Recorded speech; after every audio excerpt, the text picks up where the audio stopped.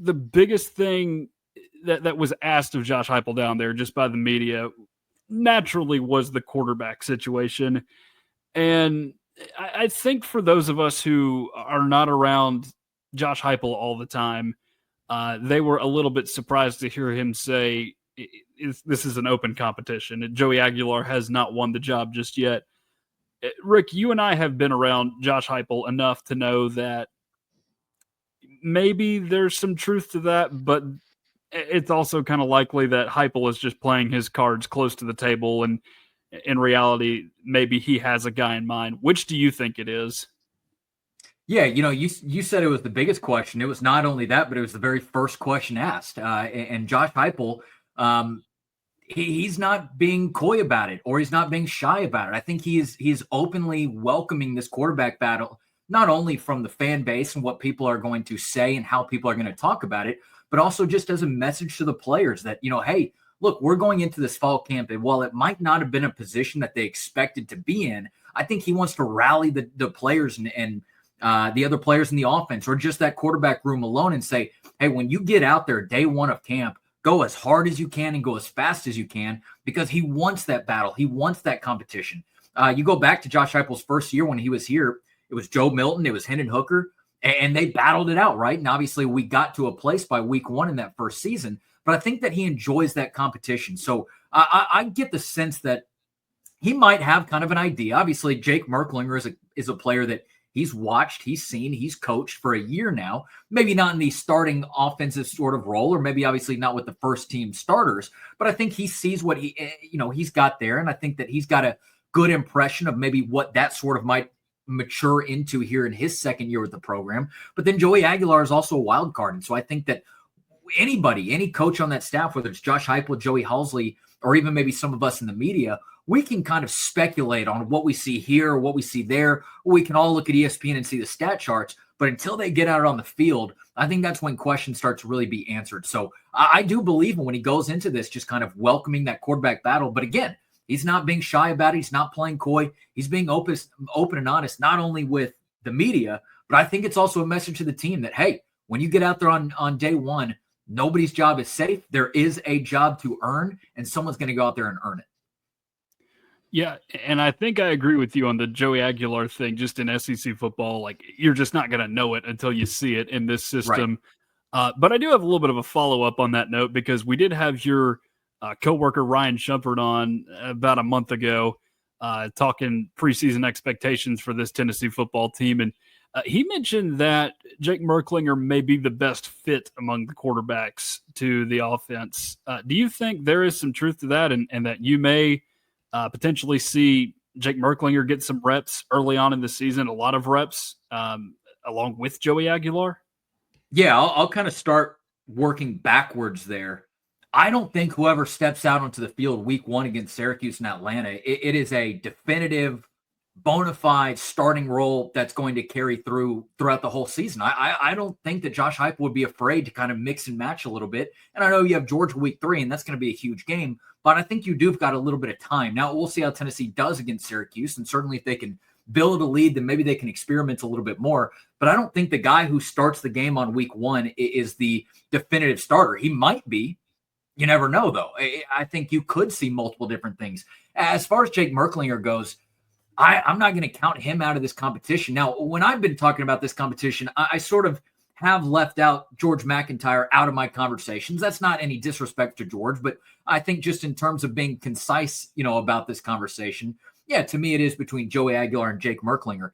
The thing about last year, though, when he was a true freshman on the team, his first year in Knoxville, there was so much conversation around what Nico Iamaleava was going to do in his first year in the system, and everybody's eyes were locked on him. We obviously had a little bit of wondering eyes, at least myself, but if I'm going to be honest, it was mainly on Nico. So I think that Jake Merklinger was a highly touted quarterback.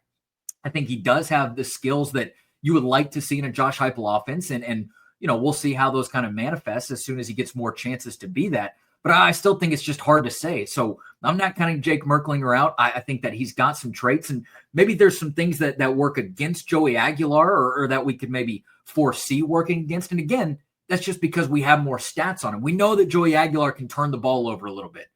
Well, we also know that's something that Josh Heupel wants to stay away from at all costs because of the way that offense runs, because of the fact that you can't be wasting those possessions or else your defense will tire out a good bit. So maybe that's something that hurts Joey Aguilar in the long run. Maybe it's not something that manifests. But I think with Jake Merklinger, there's just been so little of what we've seen. I think only 48 passing yards to his name last year. That's going to be one of the big things I look at. So I think that Jake Merklinger could be in a good position to start. I think that Joey Aguilar could be in a good position. There's just so many things that we don't know until we start seeing them on the field. But at least between those two guys, I'm not counting either one of them out yet because I think they both have some things that they can prove if they do get that starting opportunity. But I think they both might have a couple of, I don't know, what's the word? Setbacks isn't the right word, but just a couple of things to grow in and things to work on that could sort of stunt their growth a little bit or just kind of stunt that progress here early on to the season. So I think that Jake Merklinger is an extremely talented quarterback. I know that Joey Aguilar, is the more talked about name just because of the arrival and because of the transfer and because he does have stats that you can go and look at. I believe it's over, 6,700 passing yards in 2 seasons, something like that. That's a lot easier to look at than just what Jake Merklinger did in a very, very short amount of time last year. But I'm not counting out Merklinger in this race, not just yet. Well, with the SEC media days and everything, I've seen a lot of the players that were there. They were speaking highly of Joey Aguilar and everything. And I think Miles Kitselman was saying that he's kind of like played a little bit of a mentor role to the other two quarterbacks. And everything they said has been great about his personality. Do you think that he's like won over the locker room a little bit? Do you think that that could be a problem in the future? No, not necessarily. And again, you're right. We've only talked to one offensive player about this. There's going to be a lot more of those questions asked coming up next week and the week after when Tennessee starts getting in front of the media. But the way that Miles Kitselman talked about it was, hey, I've only known the guy for a little bit of time now.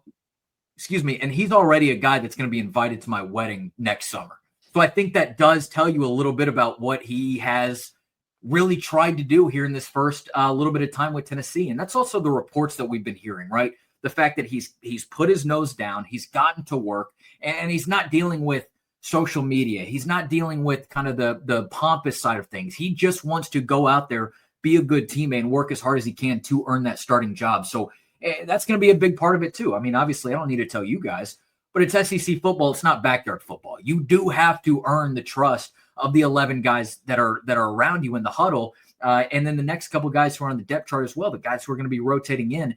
You can be a great quarterback, but if you don't have the trust of your teammates, it's not going to go as far as it could. It's not going to hit the ceiling that it could. So I think that Joey Aguilar, for not being here for a long time, for missing out on something as critical as spring camp, I think he is doing everything in his power sort of in this off the field time. And I say off the field, I know they can still do a couple of workouts on their own from a player's perspective, but in this non-fall camp sort of stage of the summer, I think he's doing everything he possibly can to get acclimated with those teammates, to earn their trust. But again, like you had alluded to a second ago, it's only from one offensive player so far. But Miles Kitselman was raving about him, and as highly as you could kind of talk about someone that you haven't known for that long. And we do got to throw out the caveat as well that it's SEC media day, so you're going to be saying a lot of nice things. But Miles Kitselman does seem like a very stand-up individual. He does seem like a very genuine figure. So when he would say those things, when he would kind of relay those stories, it didn't really sound like something that was just being made up on the spot. It sounded like that was coming from true experience. So I think Joey Aguilar is in a good position to win over those teammates. And I know that Jake Merklinger wants to do the same as well, having known those guys for a little bit longer. So that was one of those things. And the other good thing that you hear about that, and I think if you're a Tennessee fan, you're certainly taking a little bit of optimism from, was that they said that both of those guys are doing everything they can to be vocal leaders, right? And we haven't hit a fall camp huddle yet. We haven't hit the dog days of summer where you're working outside and you're in full pads. But if those guys are already becoming vocal leaders now, and that's something that Miles Kitselman did allude to, that at times in hard stretches last year just was not as prevalent as you would like, then that's something to me is something that you can buy into, something that you can be really optimistic towards. Yeah, I think all those things you mentioned are important, Rick, just winning over the locker room as a quarterback. And you're right with Nico, and you could tell when he was in front of media, just not a super vocal presence.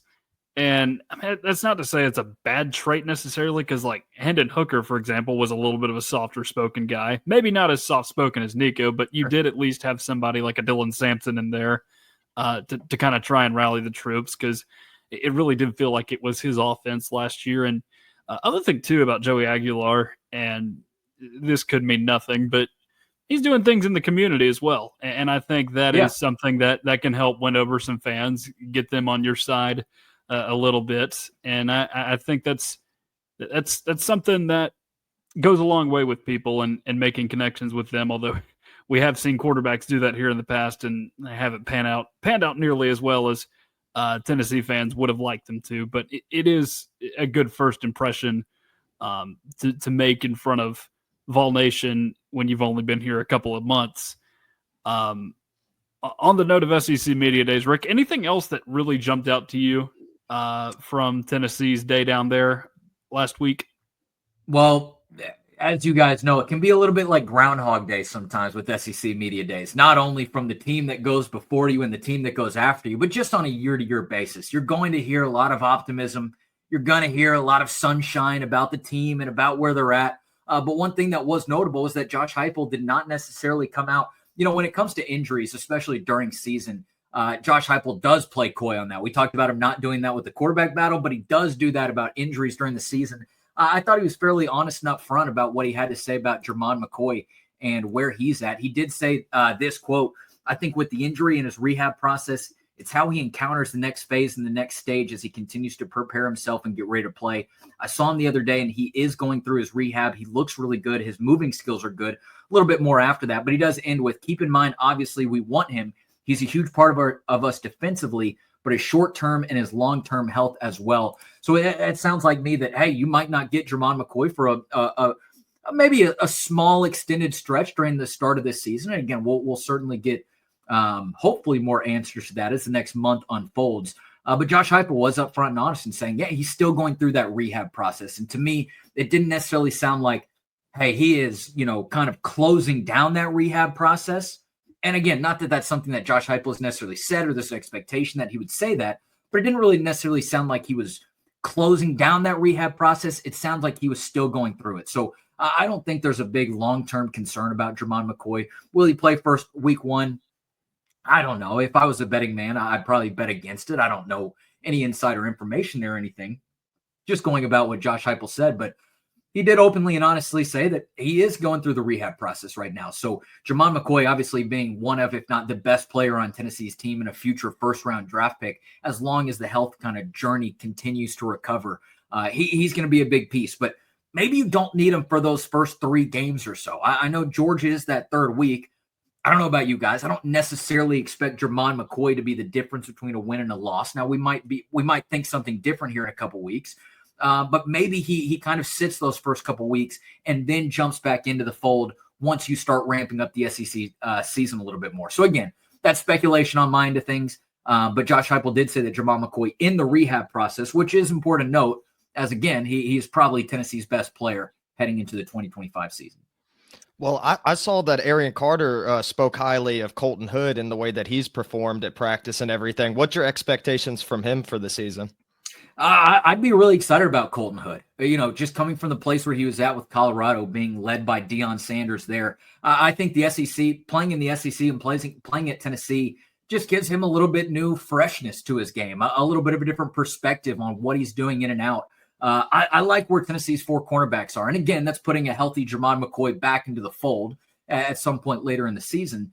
But if you give me, who would it be? Jalen McMurray and Colton Hood, maybe as those 2 guys who are rotating in. Maybe Colton Hood even kind of bumps back to the secondary if at any point you need him, or excuse me, the safeties room, maybe a star position, in case you do need him there at some point. I think Colton Hood is just a very versatile piece.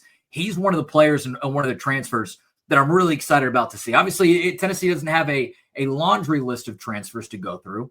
We know that the 2 guys on the offensive line, they're going to be linemen, right? Not necessarily the most intriguing pieces to watch during fall camp. We know that Stark Thomas is going to be one of those intriguing pieces, but Colton Hood especially is going to be one of those players. I'm excited to see how he rolls in. And again, if you're missing Jermon McCoy for the first little stretch of time, he strikes me as somebody who can come in, who can step into a starting cornerback role potentially there, and maybe don't lose too much of a beat. Again, I'm not comparing anybody in the team to Jermon McCoy, and obviously Ricky Gibson is an exceptional talent himself, but I think that Colton Hood can kind of keep you going in the right direction, not only until Jermon McCoy gets back, but just until, but once that does happen, then start to move into a rotational piece along with Jalen McMurray, who is still coming along in his own journey at that, and be a nice little 4-person quartet, if you will, for that Tennessee cornerback room. But I'm not counting out Colton Hood's ability to be versatile in that secondary as well. Maybe even something besides cornerback if they need it. Yeah, and I saw a video a couple weeks ago with Jermon McCoy. I think he was at a camp or something. It looked like he was moving around all right. But that is something we talked a little bit about with Brian Shumpert. It could be like the Cooper Mays situation back in 2023 where you got a guy who undergoes a procedure and is close to healthy, but you're just not quite sure yet. So you want to take some precautionary measures and keep him out for just a little bit. And I'm with you too, Rick. I don't think he's a huge difference between a win and a loss in those first couple weeks. And I mean, it's going to be a while before I think we can even say that, just because I look around at the SEC quarterbacks this season, and I feel like at least until you get to Florida in November, maybe Oklahoma, there's not anybody that's really jumping out at me at quarterback. And I think that's something that you can kind of take comfort in with this defense a little bit.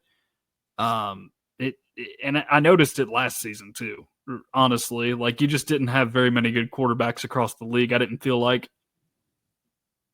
Yeah, no, I'm with you as well. And so to me, it's not that there is a giant need to rush him back into things, because if you also look at Tennessee's schedule, which is fairly manageable for an SEC season, I think it'll probably be a little bit tougher next year. But a lot of those, Tennessee's schedule to me is sort of back heavy. And again, you have a Kentucky there, which I think you can work with. Kentucky's quarterback situation doesn't necessarily jump off the page to you. Neither does Vanderbilt, sort of a little bit more, Diego Pavia, but Tennessee sort of contained him enough to make life extremely difficult for him last year. But that is, like you had alluded to, you start getting into a little bit more of that top tier competition at the quarterback room. And again, while it might not be too striking, certainly other teams are going to have a bit more competition from that spot throughout the year. I just think that you can play it safe throughout those first few weeks. And I do think that people will be clamoring for maybe to see Jermon McCoy for that Georgia game. But to me, again, I just don't necessarily know if he's the difference between a win and a loss there. Things could maybe change in a couple weeks. But I think you give him the time to rest, time to recover, bring him back for sort of the middle-ish part of the season, somewhere in there whenever you want. And that's when you do start seeing that elevation in those quarterbacks. Plus, they're also talking about a guy who's got a lot more future football to play at the next level. And I think, as desperately as he wants to get back on the field, because all reports say that he does, I'm sure his health, certainly is a priority at this stage as well. So I think Jermon McCoy is someone to look at. But, from all indications that we got in spring camp as well, he's been in the building. He's been coaching up his teammates. He's been working hard. He has not necessarily left those guys on an island. He's been around, and he's been a great teammate through all of that, which, hey, when you're also going to be a first-round draft pick potentially here in a couple months, that's also something that teams are going to be looking at. So Jermon McCoy, certainly an interesting piece to be talking about here with fall camp starting next month. Viewer question from our comments here. Does Tennessee's Arion Carter or Jeremiah Thielander take the leadership role on a very deep defense? I personally would go with option A. What about you, Rick? Yeah, two good options right there, because you're not necessarily talking as those two guys as the younger side of things anymore. They're now growing into third-year players who have a ton of experience on this defense and with this team. Arion Carter does strike me as, the quarterback of the defense in a way. Being that guy in the middle of the field, being able to know everything going on around you. That's been one of the things that has been complimented about him the most, is not only his ability to know what he needs to do and what his position needs to do, but understanding what everybody needs to do around him. That strikes me as being the quarterback of the defense. But Jeremiah Thielander is, I think, that a guy that, not to say that Arion Carter is not this, but he strikes me as a guy that people will go to war with, that people will rally around. If you see Jeremiah Thielander going in there and getting his jersey dirty in the middle of the pile when a guy's running the ball or when a quarterback's trying to escape the pocket, I think he's a guy that gives a lot of fuel and momentum to the defense. So if you're asking me, I think Arion Carter, he might continue to elevate into that leadership role. He was Tennessee's leading tackler last year. It's hard to say that a guy who was the leading tackler could have a breakout season, but I kind of think that's where we're at. Like, I think he could take that next level even above what he did last year. But then Jeremiah Thielander, again, just a guy that you'd want to go to war with, a guy that you probably want to have in the trenches with you, at least from everything we've heard. So in leadership in different ways, but I do think that Arian Carter is going to kind of have the role of that quarterback of the defense in the middle of the field. Well, speaking of the leadership, I don't know if y'all saw this quote, but Bryson Eason was asked about Arian Carter, and he was saying that everyone listens whenever Arian Carter speaks. He was comparing him to Ray Lewis, as a motivational speaker. And I mean, I feel like that could be pretty important for Tennessee this season. Especially, they had the number 6 defense last year, but you hope that Tennessee ends up keeping up that success going into next season. So, me personally, I think that Arian Carter, seemingly from what everyone said, seems to be a pretty good leader for Tennessee. Did you guys hear that story about William Inge and Arian Carter from, I believe it was training camp last year before the 2024 season, but it might have been going on during the season, about him staying late at the facility? Did you guys ever hear that one? Mm-mm. I don't think so. It's a pretty good story that I can't remember who told. I think it was William Inge, so I think it was probably during the preseason, but apparently there was a time where just on a random weeknight, and I say random, it was probably during camp, so guys are around the facility as is, but it was late one night, maybe approaching midnight, maybe even past midnight, and William Inge is one of the last guys to leave the facility. He walks out of the facility, and all of a sudden, one of the last cars in the parking lot is Arian Carter's. So his immediate thought is, hey, I wonder if something happened. I wonder if everything's okay. I need to call him to check on him. He dials up the phone and calls Arian Carter and says something to the extent of, hey, your car is pretty much the last in the parking lot. Are you okay? Is something going on? And Arian Carter said, yeah, coach, everything's good. I'm just still in the film room. And I think when you have a guy like that who's that dedicated, who not only his coaches see it, but his teammates see it as well. Maybe they don't necessarily see it if he's the last guy in the room, but you get that understanding of what he's doing to better this program. That to me, I think speaks volumes. And again, that translated into a season where he led the team in tackling. So Arian Carter, to me, if I was on that Tennessee football team, seeing the kind of work that guy was putting in, seeing him stay until all hours of the night, past midnight, maybe even, then that's a guy that I would certainly trust and listen to. And when you're talking about that linebacker room for Tennessee, William Inge's style is he wants to have player-led leadership. That's something he's talked about since day one of getting here.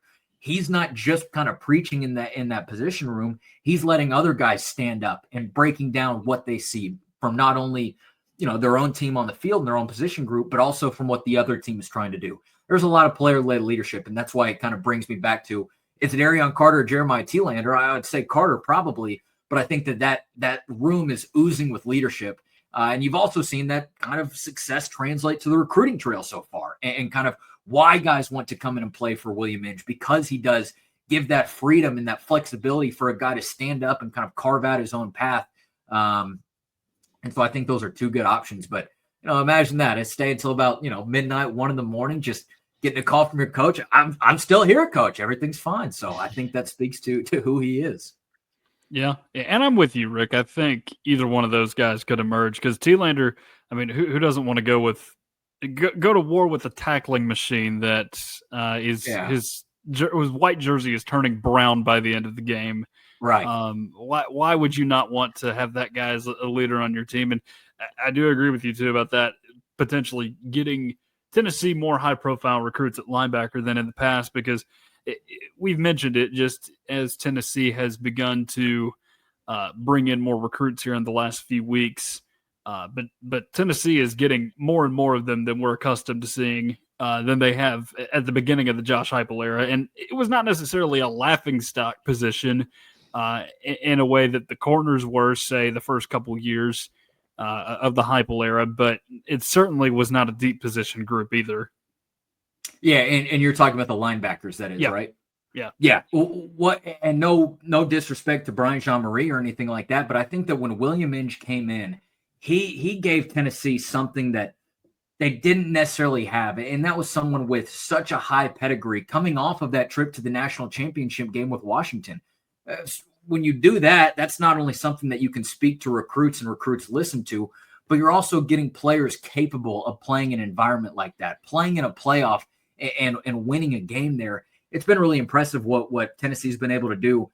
And then you're right. You look at the recruiting trail with the guys who are not only sort of about to make their fall debut for Tennessee, Jaden Harmon, Christian Gass, some of these guys who I sit here and I get excited for the future about Tennessee football, thinking about Braden Rouse and TJ White. Well, man, there's still a bunch of guys who are coming in before them who you've sort of, I don't want to say forgotten about, but in some ways, how can you forget about them if you don't know them yet? They've only been here for a spring. I think the Tennessee fan base is going to really start to sink their teeth into what sort of room or what sort of group that room could turn into. And over these next couple of years, I think you're really going to see that room start to build up with really talented players and a different variety of players, not only guys who can go sideline to sideline and be a little bit quicker on their feet, kind of drop cover and things like that a little bit more, but also some guys who are a little bit bigger, who are a little bit thicker, who can go and attack the line of scrimmage, who can go and fill a hole when a running back is coming through, or can chase down a quarterback who's trying to escape the pocket. I think that room is about to get really good. And again, I give a lot of the credit to William Inge and what he's able to do. He is my favorite assistant coach that we have to talk to, because he's just an old soul. He's funny with how he talks. He tries to make jokes, and he makes a couple jokes that makes himself laugh harder than anybody else in the room, which I think is a very endearing quality, and nothing bad about that, but it just kind of shows how comfortable he is in his own skin talking to these players. You hear him in this very lighthearted, very upbeat manner when you're talking to him in the media. And I think that very much translates over to the meeting rooms and what they want to do there. But then you get out on the field and he looks like a seasoned veteran. Hey, I'll get up in your face. I'll get you where you need to be kind of coach. And Aaron Carter talked about that last week at SEC Media Days. He said, look, he's just a coach who truly wants you to be better than you ever thought you could be. He wants you to be the best player that he's ever coached. And I think that is something that not only resonates with these guys, but means a lot to these guys. So then again, to get back to the beginning of the question, you talk about how that translates to the recruiting trail. And I think that players, so we're always going to be talking about NIL and things like that from now on, but let's kind of cut that part out of it. Just when you're talking about, hey, I want to grow in my position with this team, I think that guys understand that relatability with William Inge. And mainly just that genuineness and that selflessness that he gets to bring to the table. So I think that he's probably an extremely fun guy to be around. I always enjoy our 8 to 10 minutes with him in the media every once in a while when we do get him. But again, the biggest thing that I can say about him is it just seems very genuine. And I think that's what translates to these players, whether it's the current crop that's in the room right now or the recruits that Tennessee is trying to bring in on the recruiting trail. And by the way, going back to T-Lander, I don't know if you guys are going to get this reference, but I was trying to think of it that whole time. T-Lander reminds me of I think it was Danny Bates from The Replacements, just a psychotic kind of linebacker who's ready to run through a brick wall. So I don't know if you guys have seen that movie. I think some people out in the audience probably have. The best football movie that I've seen, Danny Bates, or maybe it was Bateman. I can't remember. But just an absolute animal on the field. So if you haven't seen that movie, go maybe YouTube a couple clips, if not just watch the whole thing. It's a Keanu Reeves special, I should say. Well, phenomenal movie, and I heard that it was loosely. I heard it was loosely based off of Tony Robinson too, and what went on with the actual lockouts with the NFL. Yeah, I think you're right. That's kind of the story that I've heard over time too, and if that is, that's pretty cool to have a nice little Tennessee connection to that. But I think they had to draw inspiration from somewhere, and it's a pretty good place to draw some inspiration from is when it happened in real life. Well, Rick, unfortunately, I'm on record as not being a movie watcher, but I can tell you that Tennessee has had a crazy linebacker named Bates in the past. That's right. Unfortunately, he may or may not have been run over by Herschel Walker, but we don't talk about that here. No, we don't. He was a Cowboy too, right? He was a Dallas Cowboy. I got my helmet right there. So go Cowboys.